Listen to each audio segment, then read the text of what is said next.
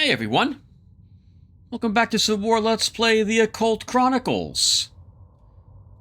In the last episode, we recreated Patrick Galloway, or he's going in for another attempt. he had some psychic evaluation, saw shrink for a little bit, and was deemed fit to return to work, and now he's back. He's met actually some of the same ghosts he met, I believe, before, and was not driven insane by talking with them. So it's going better for him this time around. We made it to the first story token, and we've actually leveled ourselves once as well, so things are looking better than they had in the past. We are up to 3 wands. This is not a very... You guys already know. So we gained 1 point of wands thanks to grabbing the Occult Research Specialist as another skill card. And I think we're going to improve our swords next, and then grab a Puzzle Lore Perception Edge, will be the plan. And then we need something to help us with cups, so this way our fighting and trap avoidance will be better. We found 1 clue token, and we have 4 quests under our belt so far to complete. Oh right, I forgot. And we have trick shot. We rolled this at the beginning of the game as the feat we earned, which doesn't help us whatsoever. So we might scrap it unless we can find a pistol. And I'm more willing to, if we get 2 more points of experience in the next encounter or 2, but not the 3rd. Like the moment I need 1 more experience point, I'm going to scrap that skill card to get us it, because I'd rather get something that helps me than something that might potentially be useful later on.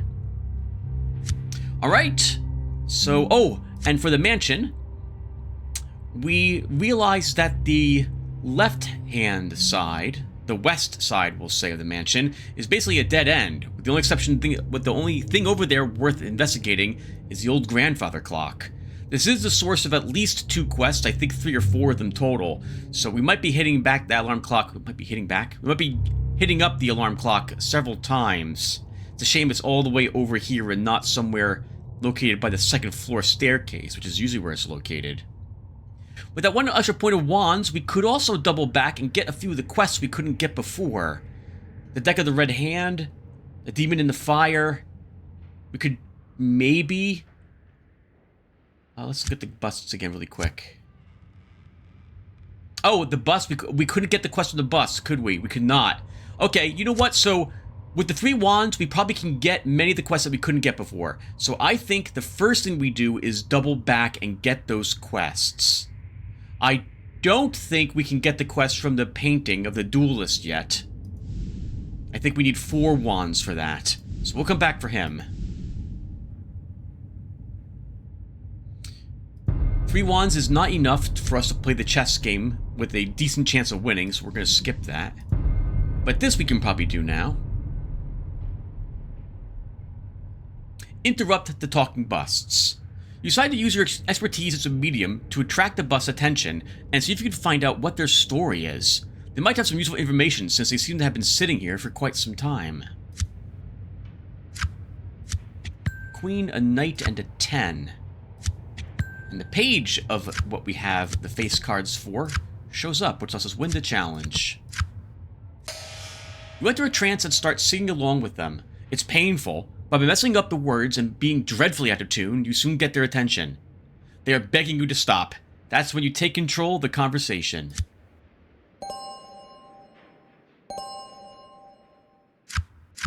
I will gladly take another edge upgrade.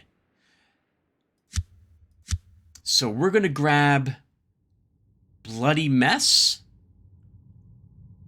Since we have a shotgun, this will give us 2 extra draw. 2 extra draw for any combat challenge where we're using swords. That's amazing, by the way, for the first thing we get. First thing we get. I'm not doing good with the words today. That's an amazing reward that we just got from the first encounter we had in the session. The Busts were once members of a family that resided here. The story is muddled and conflicting, and from various heads, you are sure they are lying about what happened to some extent, but the short of it is that they were cursed by a Black Lodge sorcerer. They're unanimous in their opinion, though, that you can help them. The sorcerer also cursed a statue of a gargoyle. It resides somewhere in the house and contains a coin inside that, when used properly, can break the curse. You're not ready to talk with the bus at this time. Okay, so we know what that gargoyle is. We'll go over there and do that on our way back from any of the other quests we still want to get. Deck of Red Hand. We need to actually succeed at puzzling out how to get that puzzle. The coin itself will be an inventory item. I think it's a cups item, which means we might have to actually drop... You need inventory space to take it, so we might actually just drop the trick shot. We'll save... we'll save the game. We'll save the game now, actually, first. Getting an edge upgrade is always a reason to go and save the game. We don't want to crash taking it away from us. Okay, so... This way.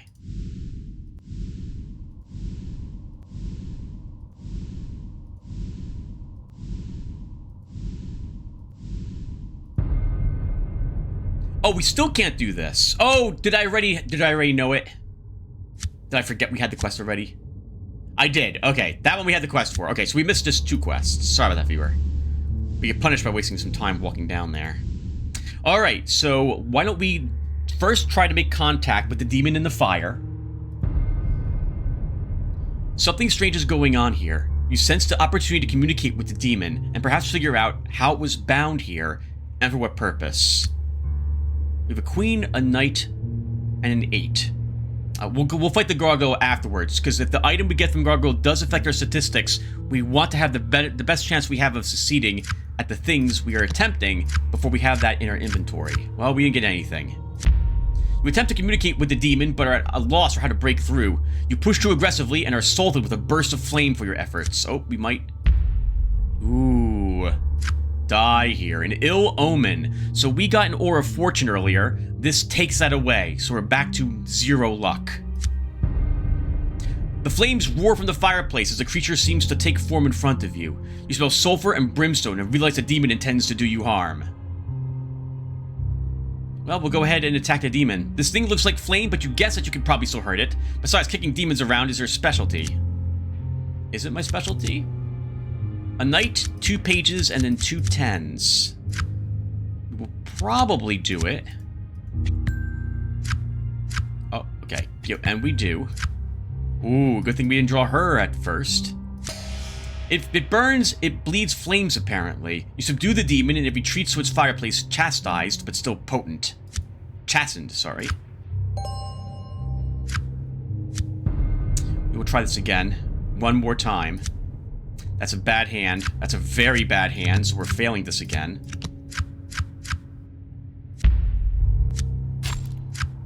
There goes the light. We have to fight it again. This is a good hand for that, though. We have 2 queens, a knight, and a page of kind of separate suits.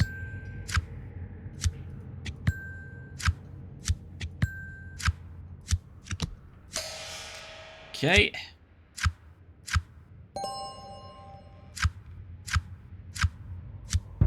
Did we try this one more time? One more time. There we go. We finally succeeded at it. Just barely. Holy crap, game. Using the lost sign language of Chaldash, you establish contact with the demon. The demon states that it was recently bound here by an acolyte claiming to serve some dark master. It's clear that the demon thought the human insane and dabbling in things that were way over his head. The acolyte somehow managed to find a list of demonic names and binding rituals in some forgotten tome. The demon says that the acolyte would write them on small enchanted slips of paper. He believes his own name to be in the acolyte's pocket. He perished a few short hours ago when he foolishly attempted to summon and bind another demon, but got the slips of paper mixed up. Find the acolyte's body, then bring the name to the demon, and he will reward you. Let's save the game. Yes, we're going to even save it, even though we got no luck. We're supposed to be playing this like a roguelike. That means no reloading. But I'm not going to ditch the trick shot yet. I'm going to walk over here, and if the game makes me discard the trick shot at the point where I have to select the item we get from this, then we'll reload, ditch the trick shot, redo the fight, and so on. Alright, the gargoyle stretches itself out and unfurls its large wings. Note its razor-sharp claws. Before you realize it, it moves forward to attack you. Alright, now we have to destroy it. Let's see. The shotgun actually gives us a decent chance, so I guess let's use the shotgun to start. Single tap or double tap. It's all the same, really. Don't worry about aiming all that much and just stay focused and go for the center of mass. A king and knight of cups. We have a page of swords, and then we have an 8 of cups. As long as we see cups up here, we'll do it. Well, we didn't get any cups, but we still won thanks to the 1 page. That's always disappointing. You won the battle. The gargoyle falls to the floor and shatters into small pieces. Okay, so it's put in our inventory, but we don't have to select something for it? Okay, so we just have it. This isn't the case for all quests, only some of them. Let's see. Oh, is it a wands item? It's a wands item. Okay, so that's where so we suffer a -1 wands penalty while this is in our inventory, and it takes up 2 space in our the capacity for wands. We definitely want to get rid of this now. So let's go right back to the busts. Wounds and impairments, by the way, work the same way. Only they're permanent unless you find something to help you get rid of them, like a medical kit or something. There's like 2 or 3 items in the game that cleanse wounds or impairments. Oh, well, I was hoping not. Well, I guess it won't be so bad. All right, so the haunting manifests itself as a dim ball of light. It has no sense of its previous life or existence. It wanders hopelessly lost. You should exercise caution. These haunts cannot be reasoned with, and they can be lethal if disturbed. Since we're down appointed wands, we really don't want to worry about horror checks on the way back to the bus. It's right around the corner, but we bumped into a ghost. Thankfully, we already passed a horror check for this random encounter, so we don't have to make another one. And since we're not going to be destroying the ghost with psychic talents, we're just going to get her. Let's do it. We have 2 knights and 2 9s are our high cards. Let's start. Page of Cups. We take with our Knight of Cups. That's all we can do. You got her good. No one's going to believe how you did it, and you're not sure you are either.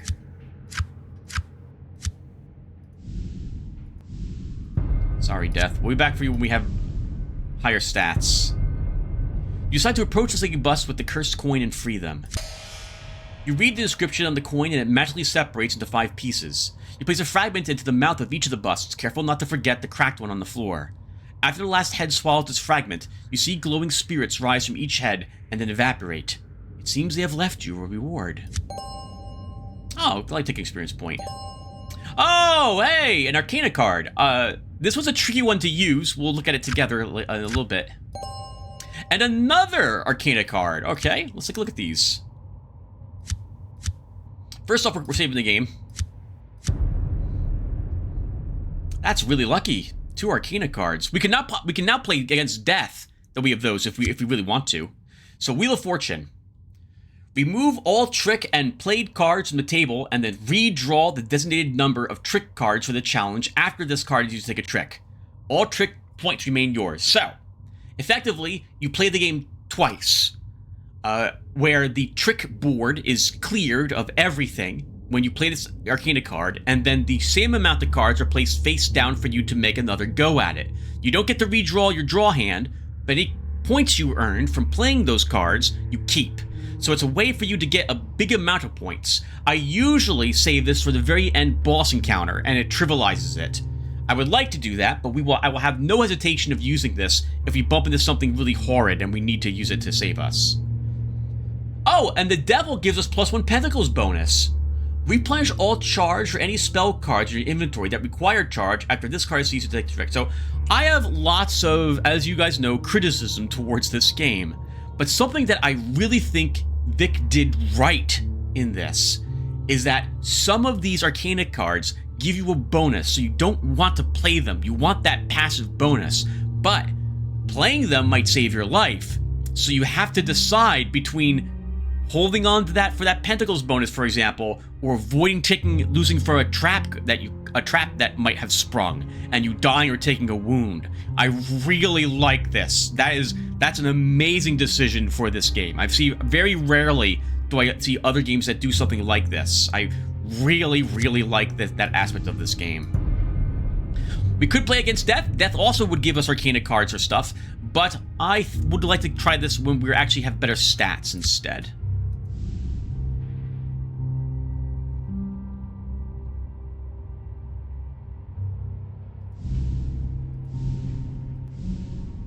Okay, we're now back to where we started this. Let's get going.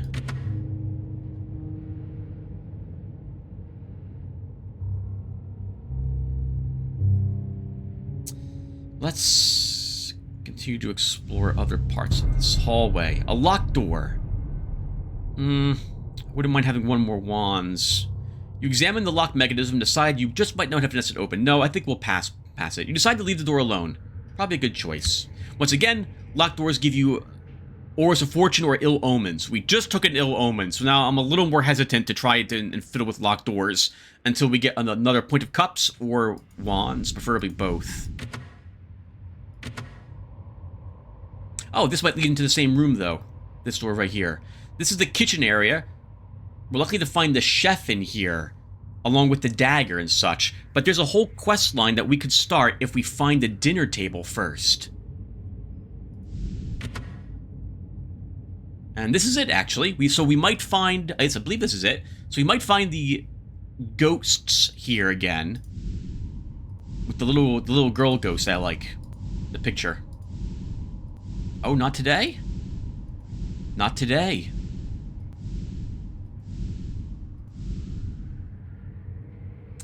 Do we search this, then? We short-circuit some of the quests by interacting with the butcher first. Oh, nothing in this room either today. We will mark the downstairs area on the downstairs map. Oh! A doorknob monster! You see a typical wooden door. However, when you go to turn the knob to open it, it transforms to a vicious mechanical mouth that sinks its teeth into your hand. The pain is agonizing. You pull back your hand in alarm, only to find it hasn't been hurt at all. Must be an illusion. Not a good chance for us to do it, though. So we're going to pass on this. The way the doorknob lunges and snaps at your hand is very disturbing. You could swear that you hear barking or hissing to go along with it.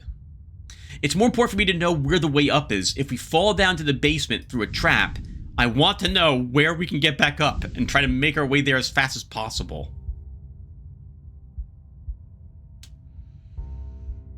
Come on, we'll search all this stuff. An angry poltergeist of knives. You hear the clatter and swish of air before you can even see it. Then suddenly, in front of you, is a supernatural cyclone of razor-sharp butcher knives. It's moving right towards you, and you don't have the luxury to panic. You fight to keep yourself calm and not give in to it. Let's see. A queen, a knight, and 2 10s. Or what we have, we can play the knight. We have no pentacles. We're now also out of wands. You can play the queen. We win the horror challenge at least. Your will obeys and you're ready for whatever comes next. So it's going to be a bunch of knives, judging from the picture. Hey, 2 sanity. You know a poltergeist when you see it, and this one is armed, dangerous, and mad. We're going to just run. Oh, it's not a good chance of running away. Only 4 draw. We need cups. I think we try running. You muster your courage to turn and run. This thing obviously wants to make a point. 10, an 8, and a 5. And we need to take 2 cards to get to escape. There goes our 5. There goes one of our 10s. There goes our 6, we fail. You stand there paralyzed with fear, and the poltergeist seems to feed off that. We took only one of those hits, because I selected the thing that our crow showed up on. We want to run, we're going to do it again. A king, knight, and 8 of wands are our cards. We can immediately play the king.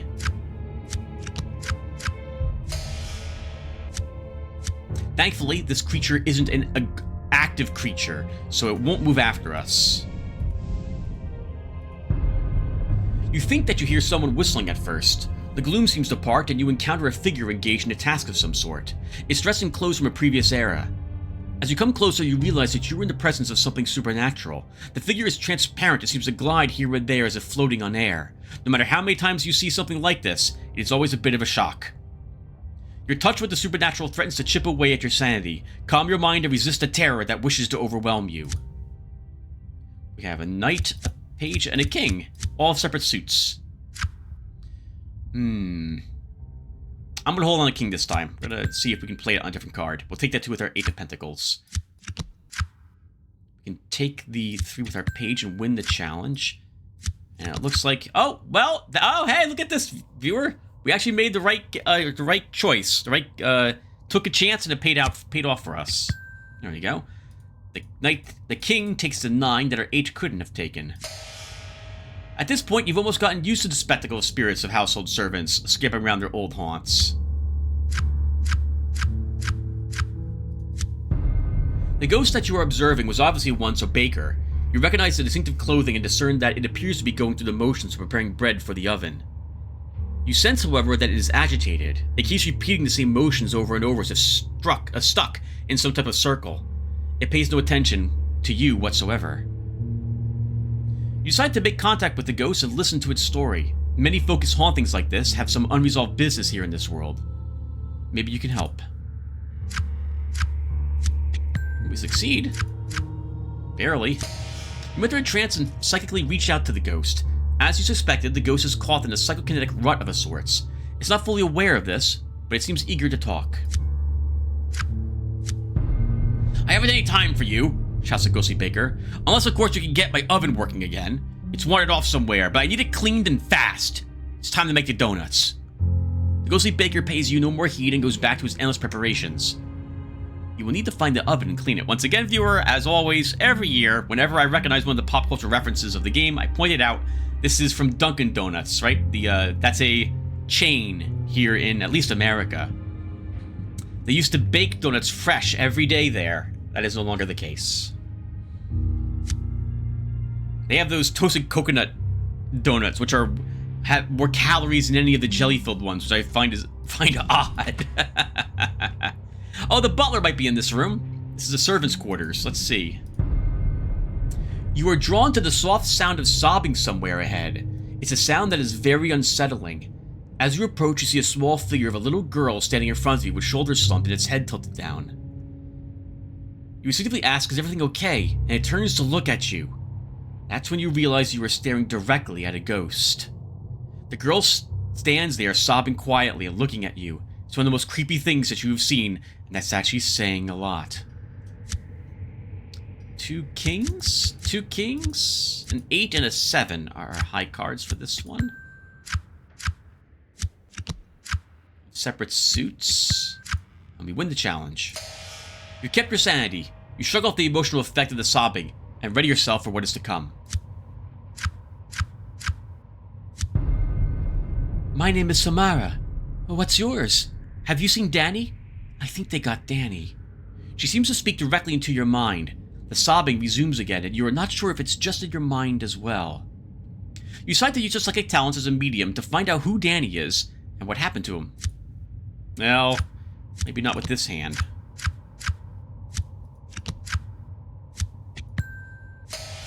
You enter a trance and soon are talking with the ghost child Samara. She explains what has happened to Danny and wants your help. Samara explains to you that Danny was her toy doll, and the bad toys have probably taken him and will do terrible things to him. She pleads with you to bring Danny back to her. The sobbing and ghostly tears is enough to turn anyone's resolve to jelly. Alright, so she's not that scary after all, I suppose. Oh, but speaking of scary, malevolent shadows! You were surprised by a sudden flickering of shadow that spreads out around you. You feel like you're being choked by some invisible force.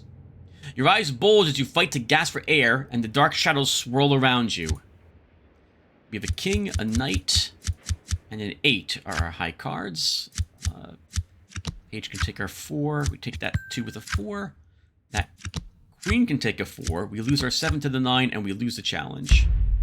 You start to panic, believing that you will surely suffocate. 2 creatures of shadow swirl around you. You recognize immediately that you are dealing with the type of ghostly creature that feeds off human emotions, fear and pain being the most succulent. You can either stand firm and fight them psychically, or run and hope to fight another day. Well, I think we'll shadow box them.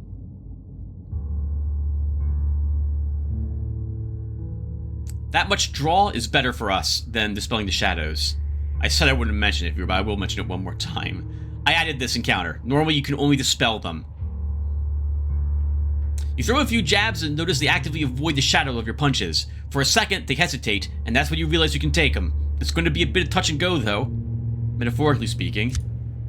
A queen, a page, and a 10 are our high cards. We might win this.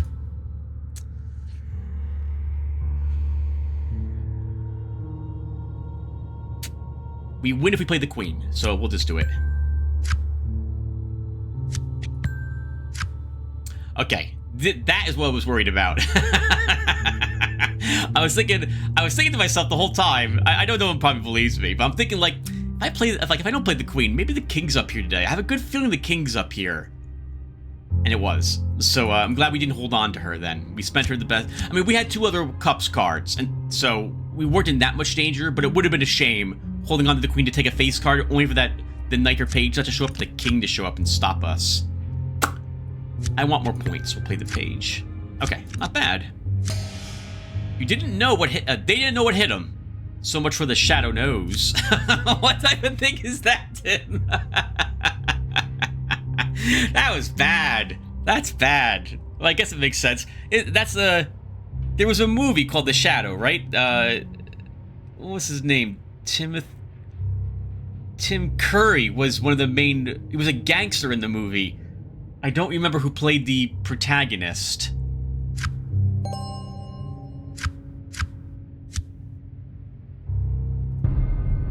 Your eyes are immediately drawn to the dancing flames. They seem to have no source of fuel, but are confined to a chalk circle enclosing a pentagram.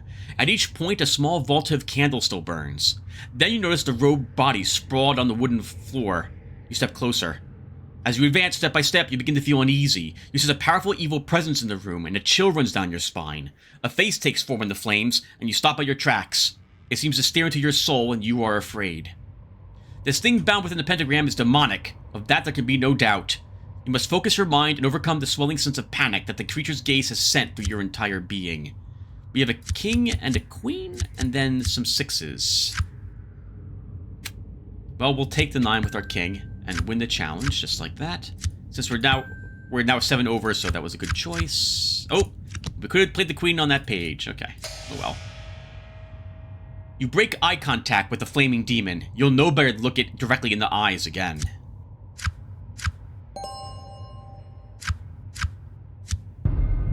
You have stumbled upon the scene of a demon summoning gone wrong. The power within the pentagram circle has obviously lashed out at his would-be master and killed him outright. What the hell was he doing here?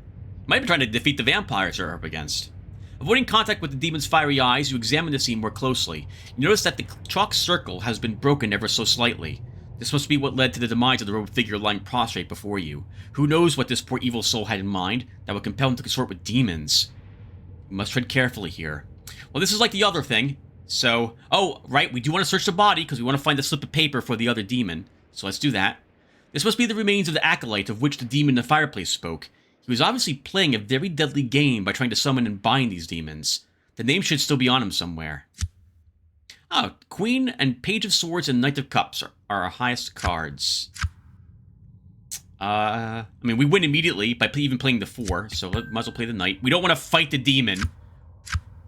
That's the only card we take, alright. You carefully search the acolyte's robes and find a small scrap of paper with a name etched onto it in what must be blood.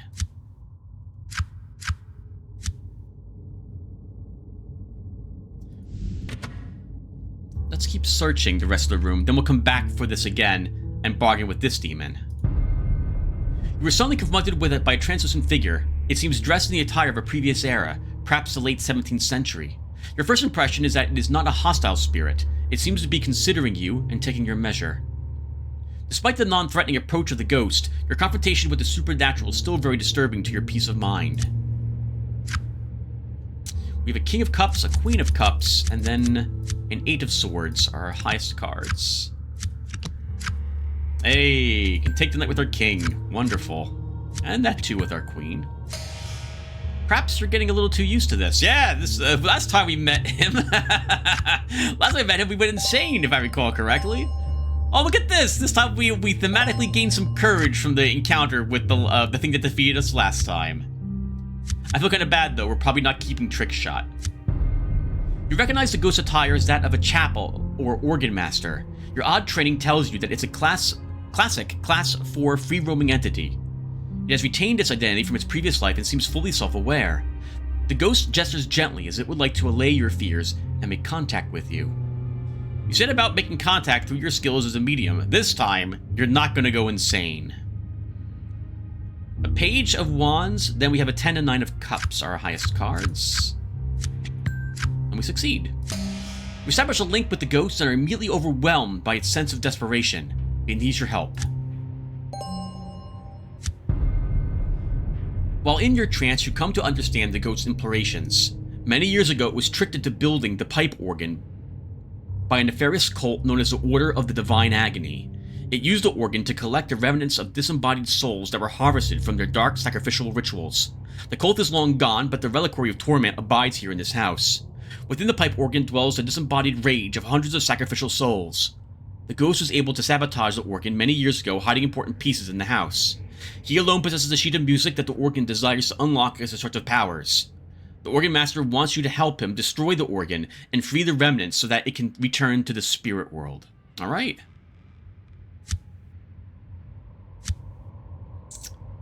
And viewer, we've got 2 points. So we can increase our swords once or our wands once. I think we're going to go for swords. And we're going to ditch trick shot.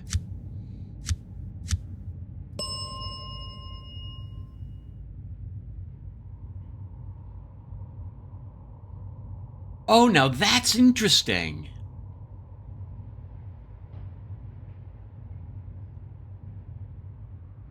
In case you've forgotten how leveling up works, every card that you have multiple lines for everything you can level up. Once you level one thing up, there's generally going to be another time you can do it again from the same line, and it will be a different, or could be the same type of upgrade you had in the past.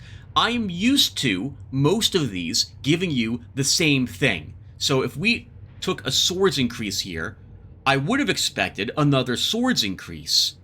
But now this says increase cups. I feel like now we go for this next, and then a puzzle lore perception edge upgrade. Instead of wands again. This way we have at least a 3 in all our stats. Okay. We'll do that. Let's save the game. That's interesting. There's only a handful of skill cards that actually will level up multiple stats for you.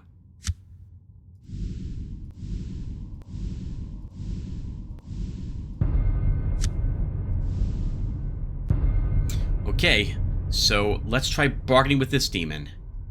With the chalk circle broken, you wonder why the demon has not attacked you. Perhaps you could try and communicate with it and see what it wants. It's a choice that should be considered carefully. You know from training that the demon will seek to deceive and dominate you. A Knight of Cups, a 10 of Wands, and a 9 of... 10 of Wands and 9 of Pentacles are what we have. We could win. If we can play the Knight, we absolutely will. And we do. Thank goodness. Oh! Hello, King of Cups. Initiating the communication via the lost sign language of Taldash to establish contact with the demon. It claims to be a prince of hell, but you suspect that it exaggerates. It wants you to do something for it, and it promises to reward you if you hold to the bargain. The demon wants your help and threatens to kill you and take your soul, just as it did this sorry acolyte lying at your feet if you do not cooperate. In this house is a worthless servant has been trapped in the ritual summoning. It was bound by the acolyte to a fireplace as a crude joke. On its mantelpiece is an old slip of paper with writing on it. Bring the paper back here so that it can release his servant and punish him. If you do this, he promises a reward fitting your task. Alright, no problem. Let's go and do it. And it's right around the corner, right? It's right here. Oh, it's not right there. Oh, it's all... Oh, is it far away? Let's explore the other rooms up here first. Another locked door. Come back for you.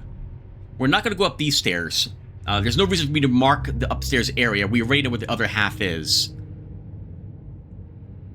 Oh, I don't want to do locked doors without another point in wands.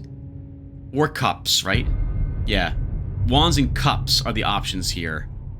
One more trick is not as useful as I think as getting the target number down one and one more draw. Maybe we'll grab wands up a rank instead. You stop dead in your tracks when you see it. A large 19th century oven is shambling across the floor in front of you. It seems to rock back and forth, and you hear the loud scrapes that it makes as it hobbles forward.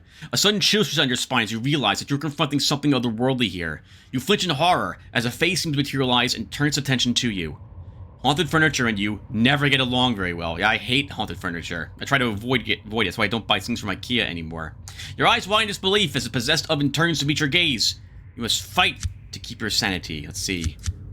King and Queen of Pentacles and a Knight of Wands are our highest cards. Play our Page of Cups, though, on the 8.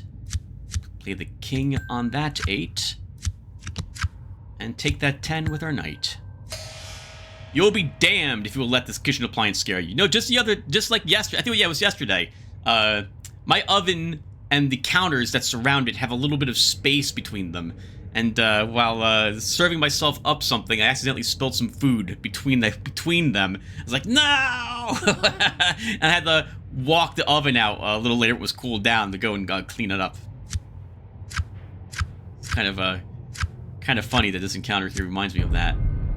The possessed oven seems to rock back and forth as it sizes you up.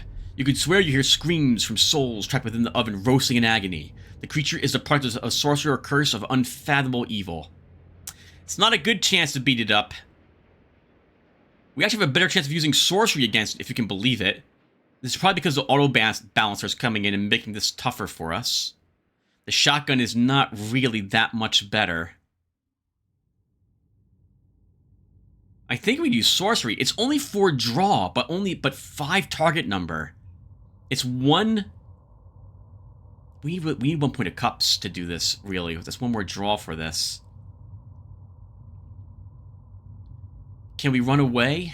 I want to kill it. Let's fight it 1 round. Alright, we have a Queen of Swords, a Page of Pentacles, and a 10 of Swords. And we need to play 2 of those to win. Alright, well there goes our page to that queen. We will lose. We lose. You fail to damage it. The sorcerer curse aiming this oven is potent. It lashes out at us.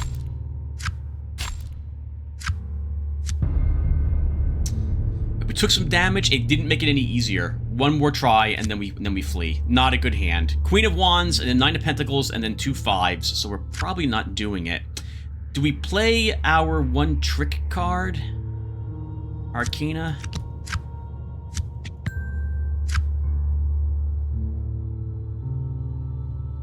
Yes, I think we do, viewer. I want to win this encounter.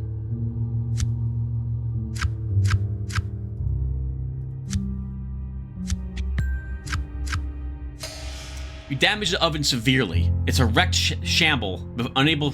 It is wrecked shambles, that's a weird way to phrase that, unable to move, and the spirit once possessing it has now fled. It is probably even now looking for a suitable new vessel. Ah, 1 experience point. Shame we use an Arcana card for that, but I don't tend to use them very often, and we're kind of desperate at this moment. We will grab the wands next. You see what at first looks like a blur of light and shadow moving back and forth in a circular pattern. It might even be the reflection of some nearby mirror or window. Suddenly you see a ghost materialize before you. It's dressed in the classic attire of a chef with an apron and a distinctive cooking hat. You stop dead in your tracks and try to compose yourself. Your mind races contemplating the ghostly creature that has suddenly appeared before you. The fear it elicits is of course natural, but confronting the supernatural is never easy. Our challenge? King of Swords, Knight of Swords.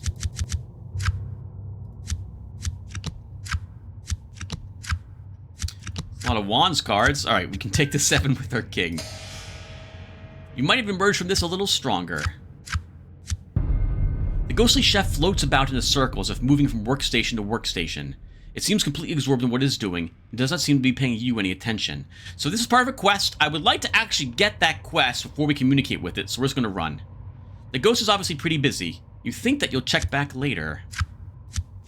Oh, that was a mistake. We had the 9. Okay, thankfully we're still able to do it. You muster all the courage that you can and slowly back away. Before you know it, you are well away.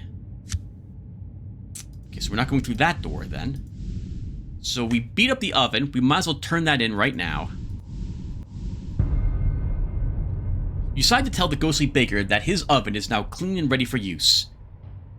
Maybe this will put him at peace.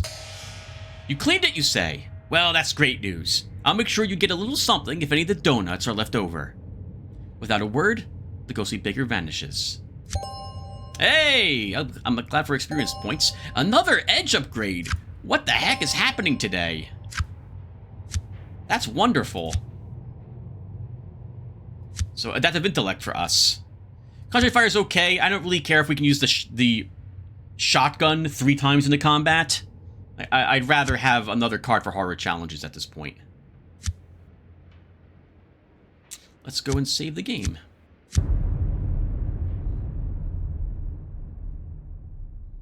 Okay, so, and if we take that, walk around the poltergeist, let's go and do the demon quests.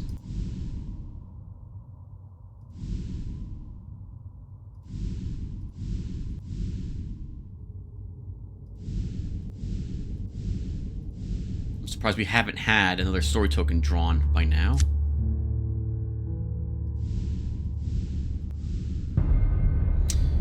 Okay, so first we want the old piece of paper. This must be the worthless servant that the demon in the broken circle was talking about. You inch forward to see if you can spot the piece of paper with the writing on it. A king and a page and a 7. We lose our 7. We can play the page and we win the challenge.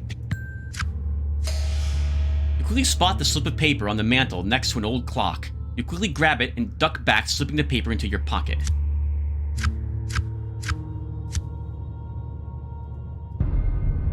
Let's complete the quest. Against your better judgment, you throw the slip of paper with the demon's name into the fireplace. We could betray the demon, but I don't have any deception edges or things. And I don't really think it matters what you choose, viewer. This is a guaranteed reward. This is a chance at a reward.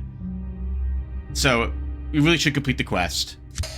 You see sparks of blue and green, and the demon laughs with delight and then disappears. You receive your reward as promised, but you sense that there might be some strings attached. The Tower. Another Arcana card. +1 cups. Replenish all courage for any heroic feats in your inventory that require courage after this card is used to take a trick. I'm very happy for another point of experience. That gives us another wands. Since now we have that Arcana card, I think we'll go for a puzzle lore perception edge next. Story token. Disastrous flight. The escape of this vampire coven and from its last hiding place was a harrowing event, and it has left them short of protectors and in disarray. All challenges that involve cups as the primary suit with a +1 modifier to the number of cards drawn to the player's hand. Well, this story arcana is active. Okay, so we're I want to save the game for this, and we can play for like another 20 minutes. So that means traps are easier, as are flee and physical challenges. It's in particular the traps that interest me the most. I'm tempted to go up to the 2nd floor now with that bonus. Ghouls! Alright, did we read this? No, we fought ghouls before. Let's see. Well, we have a good chance of beating them up now. Let's do it. It's not an even fight. Whoever said life was fair. Poor ghouls. Not a good hand. We have a page. Well, I guess an okay hand. We have a page, 2 9s, and a 10. But I would much rather see face cards. And we lose. You underestimated these things. You might not get a chance to redeem yourself. Again. A queen, a page, and a 10. I'll take the ace with the queen to win.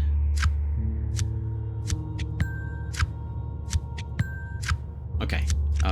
It was arguably, now looking at the results, that was a mistake. We could use our shotgun to earn 2 more points. Is that right?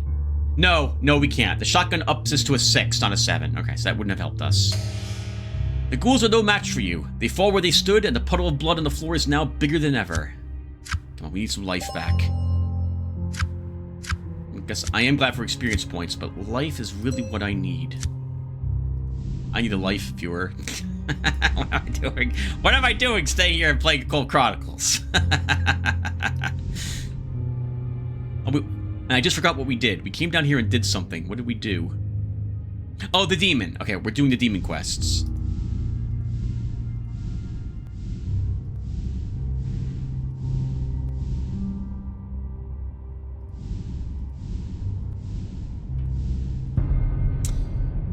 Against your better judgment, you hand over the slip of paper found in the mantelpiece. Usually I betray this one, but we'll do it. You think you hear the demon chuckling as it disappears in a cloud of flame and smoke. You receive a gift, but you have the feeling that you might have done more harm than good. The Cyclone, whatever this is, Talisman. This one's also air, so a 60% chance this one shows up and a 6% release chance for it. And 1 life. Alright, not bad.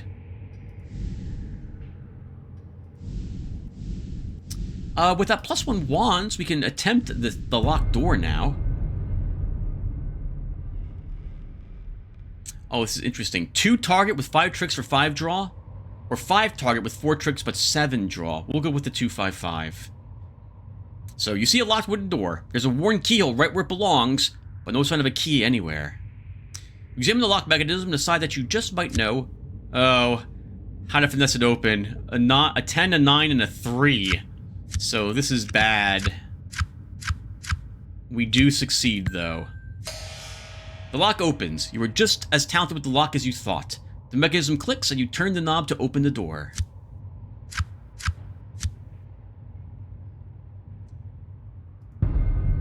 You think you see something odd, seemingly floating in the air. As you approach, you recognize the outlines of a metal cage hanging by a chain from the ceiling. A pair of narrow-set, almost feline eyes blink open. They glow an eerie red as if illuminated from within. You halt and compose yourself as a sense of dread permeates the room. The eyes seem to pierce your soul. You're confronted with a touch of the supernatural here, and it gnaws ever so slightly at your sanity. We have a knight, a page, and then 2 9s.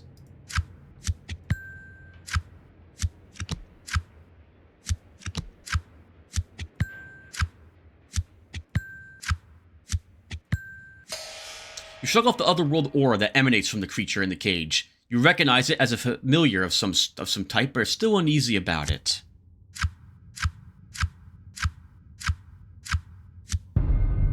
Locked inside the cage is a strange creature of some sort. It's difficult to discern what exactly it is. It seems to shift and flit about within the cage, almost always surrounded by shadow. At times, it almost appears to be a cat of some type. The cage itself appears to be enveloped in some type of sealing spell empowered by tiny runes etched into the thin bars. A sturdy lock mechanism restrains the door on one side. Someone or something obviously felt this creature was dangerous. You sense a powerful creature of some type is present before you. Perhaps it is a familiar of some sort? You might be able to communicate with it and figure out how it ended up trapped here. You realize that you might not be able to trust everything it says. A queen, a knight, and a page. We only get to play the knight and an 8. Following your hunch, you establish contact with the most general form of the witch's cat that you can recall. It seems eager to tell you its story and wants to solicit your help. Here's the clock again. The creature is indeed a familiar. Your training in sorcery suggests that it is of the variety Shadow Fambalius and does indeed exist in a superimposed states of dark and light. It says its name is Griziel Greedygut. That sounds familiar to me. And it claims to have been imprisoned in this cage unjustly after its owner was lured to and murdered in this house many years ago. By whom or what is too afraid to say, and gets very agitated while the subject is brought up. Was Grizel the name of the cat Gargamel had from the Smurfs? Despite its reluctance to talk, you discern that a sorcerer of some power imprisoned it within the cage using a tetraprismodial sealing spell. The only way to free it is to find the key that will open the cage. The sorcerer apparently was a clock master of some sort, and Greedygut believes the key to be hidden within the grandfather clock somewhere inside this house. Find the clock, retrieve the key, set it free, and it claims you will be rewarded. Nothing else in this room.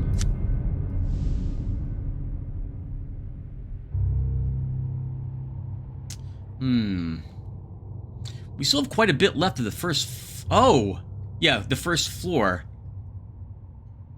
But we could go back up to the second, make our way back over to the staircase, and then down to the grandfather clock. It's a bit tricky because the encounters up there are tougher. We have a slightly better chance, though, of passing the trap challenges with +1 draw. But maybe we don't want to even... That's still perhaps not the best thing for us to do.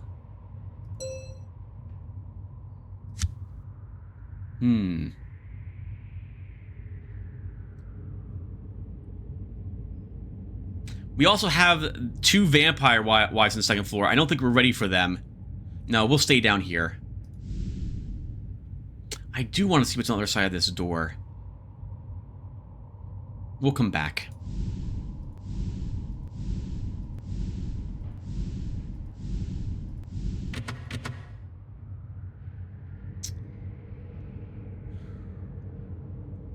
There's no real... If this leads to the same area, then there's no reason for us to go down this hallway.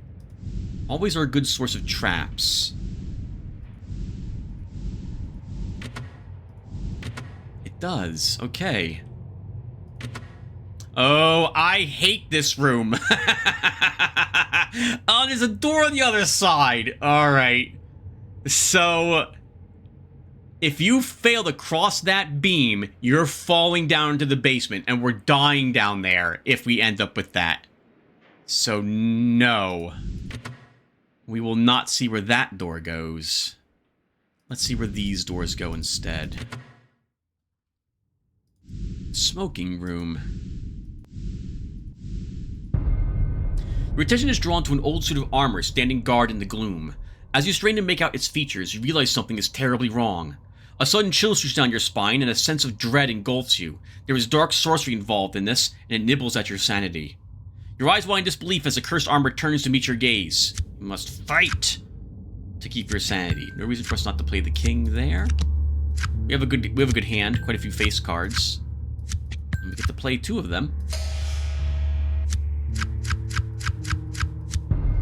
The haunted suit of armor is animated by some evil sorceress artifice. Such a curse would require great power and forbidden knowledge. Its gaze is locked on you, and you sense an intelligence of some sort. You sense a keen intelligence before you. An aura of sadness permeates its very being. You also sense desire. Perhaps you can figure out what, if anything, this cursed suit of armor wants. We have a queen. Oh, we take the 2 with our 3, so that's nice. We don't get to play anything else. The intelligence speaks to you. The sadness and anguish are nearly overwhelming, but you understand it wants you to break its curse. 500 years ago, a Subatic witch stripped the knight's soul from his body, sealed into the armor, and bound the key within a small glass bead. The bead was taken by a common thief who perished in this house 30 years ago. The haunted armor cannot use the key itself, but perhaps you can.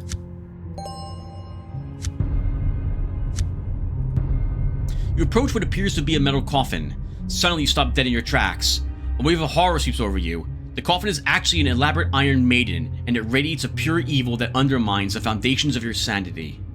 You steel your mind against the thing that occupies the metal monster. You feel it probe your mind for some weakness. A good hand, a king of cups, 2 pages, and then a 10. You play the king immediately and just win the challenge just like that. At this point, 10 over, there is no reason for us to continue playing the game. We are already drawing 7 victory cards.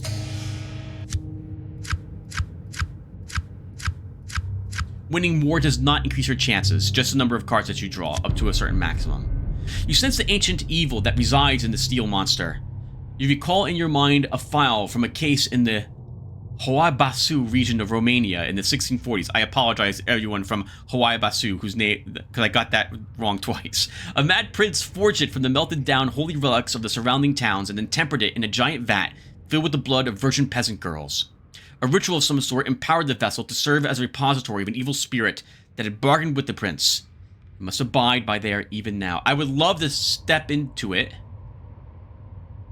It's not a bad chance, but I think 1 more cups, and then we do it. You get a special feat if you do this, where I think you're immune to poison, or you take greatly reduced damage from poison. There isn't that many poison traps in the game, but still, it is arguably useful. We'll come back for it, though.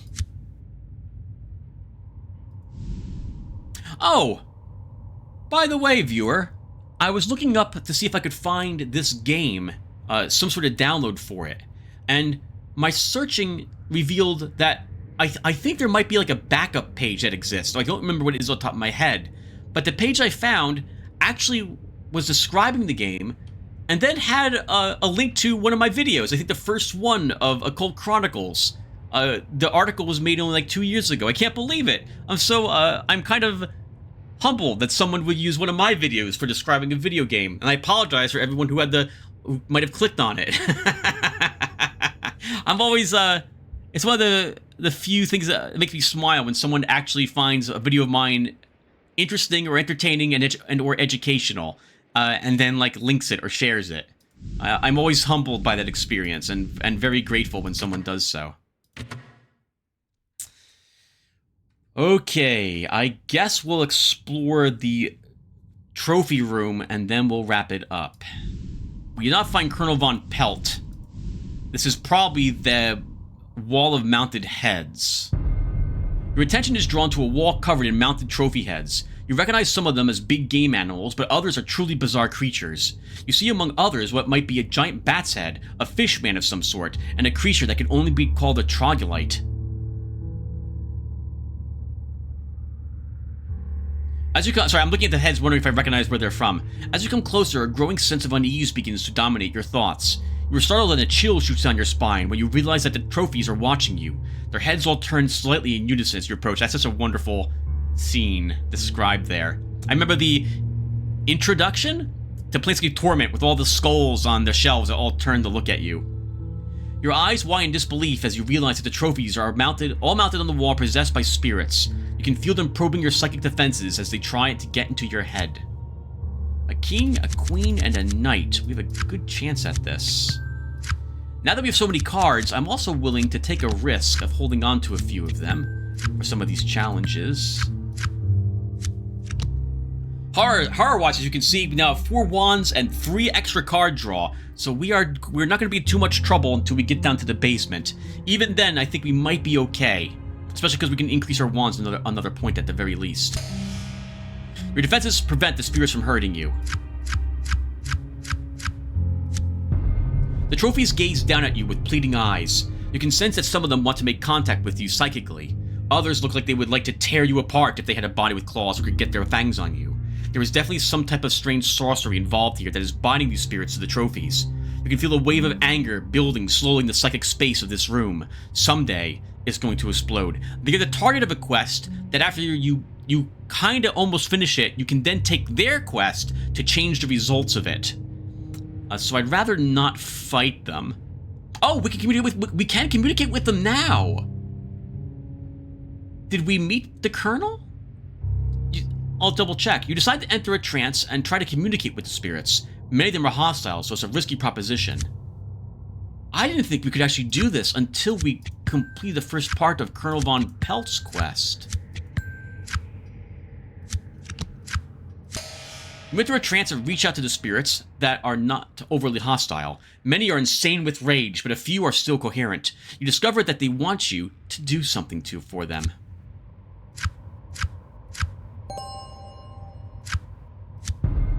We want you to bring us the head of Van Pelt. They all scream, Van Pelt! Van Pelt! We will make room for him on our wall. He is the one who weaved the sorceress curse so long ago. You ask how you're supposed to cut off the head of a ghost, and they howl with anger and rage. Then you tell them that you think you might be able to accomplish what they want. You notice the head of a pig mounted on the wall that seems to be... Oh, you notice the head of a pig mounted on the wall seems to be empty. They love the idea. Did we meet him already?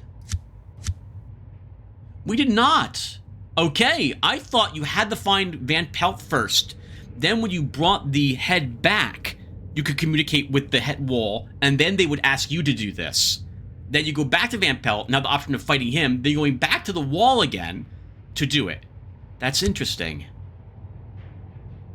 We are almost out of time, viewer. I guess we'll explore the ballroom. This will be the dancing ghosts, I'm pretty sure. Although, yeah. Pretty sure. Oh, no! It's the disturbing tapestry right in the center of the room. Okay. Guess it's a good place to draw attention to it. Your attention is drawn to an old tapestry hanging on the wall that depicts a medieval battle of some sort. It looks like it should be in a museum. Examining the battle scene a little closer, you immediately notice the large red hand that divides two groups of armored knights. Suddenly the battle seems to come to life. Knights charge the hand on both sides and are knocked to the ground. You stare at it in amazement, wondering if you are hallucinating. Your eyes wide in disbelief as the battle unfolds before you. A ghostly vapor seems to enshroud the tapestry. A queen, a knight, and then a 7 are our high cards. We can take that knight with our queen. Always a good thing. We can take that 6 with our knight. You see things far worse than this. You remember that night that you spent in the museum at Mistonic University. If you could survive that, then this should be no problem. The tapestry is animated by some type of sorcery. It might even be possessed by some malign spirit. You should proceed with caution. It is unheard of for something like this to function as a doorway or portal to another dimension. Once in, you might not be able to get back out. This is obviously the key for the red hand card game ritual that you found earlier. You decide to examine the tapestry more closely to decipher the key. This might be risky. Oh, not a good hand. A 9, a 6, and then a 4. But we just need 1 point. And we get it.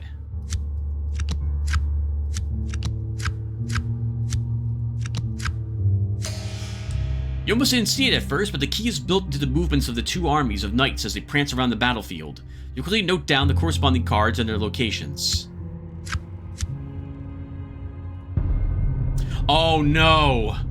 You stop as soon as you catch sight of the lone figure near the wall. You might have thought that he was a statue standing there, as his only movement in the gloom was the labored slow rise and fall of his chest as he drew breath. Without warning, he burst out in a maniacal cackle that sends a shiver down your spine. You have no doubt that you are hearing the laughter of the insane. The maniacal laughter is truly disturbing as it echoes around the room and out the doors. This axe guy has a chance. So first off, you can get an axe from him as a item for beating him up, but there's a good chance if you fail that you take a wound from fighting him. 2 courage doesn't really help us. We don't really have something that we can use courage on it, as well, especially any longer. A gaunt, thoroughly insane man wielding a bloody axe lunges at you. You are certain that there is no way to reason with him, so you can save the questions for later. We have a good chance of running, an okay chance of fighting him, and a good chance of shooting him, so we're going to shoot him. The single tap or double tap. It's all the same, really. Don't worry about aiming all that much and just stay focused and go for the center of mass. A king of cups, a queen of swords, and then a 9 of cups are our high cards. As long as we see a wands or a cups, we've won the challenge. But there's no guarantee that will happen, viewer. Okay, we get a page of wands, and we don't get to play our king, but we do still win the challenge. You make crazy short work of the lunatic, and his axe doesn't even touch you. It's not a guarantee we get the axe. And we don't. That's a shame. We do, though, get 2 experience points. I'm going to save the game.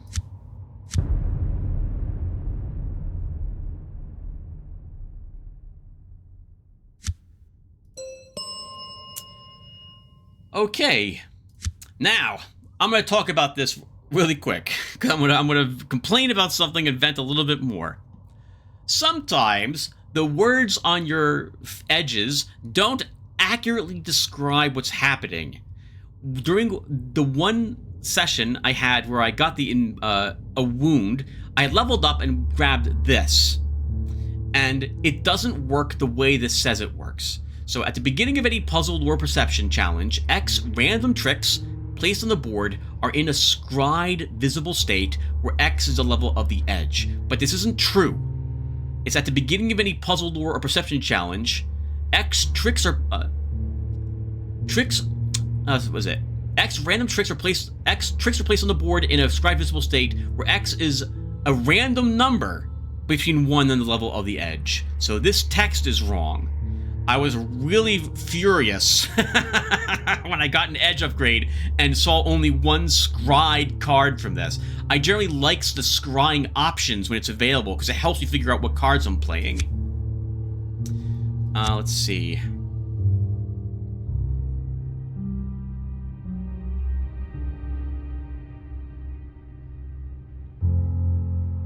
I know this is just going to be 1, and we're not going to be able to level it up. I just know it. But you know what? We'll pick it, because I want to try to make Patrick Galloway as best we can. So here we go. Occult Specialist. Any initial trick card placed on the board for any puzzle, lore, or perception challenge that is not a face card is bumped down by X, where X is a random number between 1 and the level of the edge. I guarantee you can't level this. Let's see if I'm right. Of course. What? I know Vic doesn't watch, like, I doubt he watches my videos, but Vic, if you ever watch it, why? Why this? Why? Just say 1. Any initial trick card placed on the board for any puzzle or perception challenge that is not a face card is bumped down by 1. Done. That's it. That's it. You didn't need to say anything else. And by choosing this and maybe hoping I could level this, I can't level it. Like, what the heck? Come on.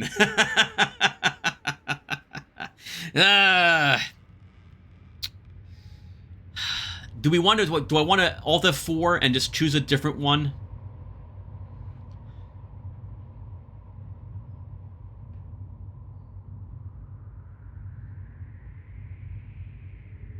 I do, viewer. So here's what I'm going to do. I did just save the game. I think I just saved the game. So I'm going to... We're going to stop the video here. When we come back, I will not have spent those experience points. I'll be waiting to spend them again. I'm going to kill the game that's running. It won't save the game. And then when we come back, I'll take the scry option, which is also not the best choice, but I'd rather have at least 1 scryed card than just bump the number cards down 1 on every card. I think I'd rather have that. So, alright, so that's it. Thank you guys for watching, and I will see everyone in the next one. Take care, everyone.